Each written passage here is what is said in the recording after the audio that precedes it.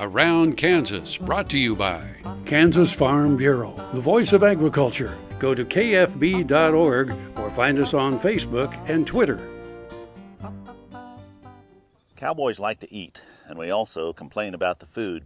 In the days of the old cattle drives, of course, there were chuck wagons that went with the cattle herds, and the guy who was chosen as chuck wagon cook, sometimes his only qualification was that he was too stove up to drive cattle, which didn't make for much of a culinary resume.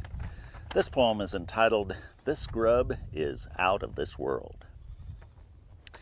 Now, I hate to be someone to complain, because people who gripe can be quite a pain, but us cowboys are really stuck on the hook because of our awful chuck wagon cook.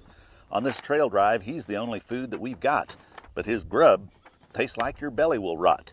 Old Cookie makes coffee as bitter as tar. His beans have a flavor that seemed quite bizarre. His beef is so tough you have to saw on it first, but it's Old Cookie's biscuits that are really the worst. Biting his biscuits will give you a shock. They land in your belly like they were a rock. Whatever his recipe, he ought to adjust, because they taste like a mix of gunpowder and sawdust. We'd give anything for a meal in town, because his biscuits are the toughest thing around.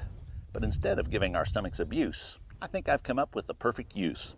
That feller Jules Verne wrote of going to Mars on some magic ship that could fly to the stars. A ship like that would have to be strong to make a journey so far and so long.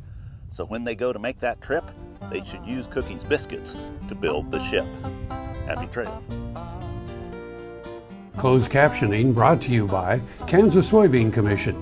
The Soybean Checkoff Progress, powered by Kansas farmers.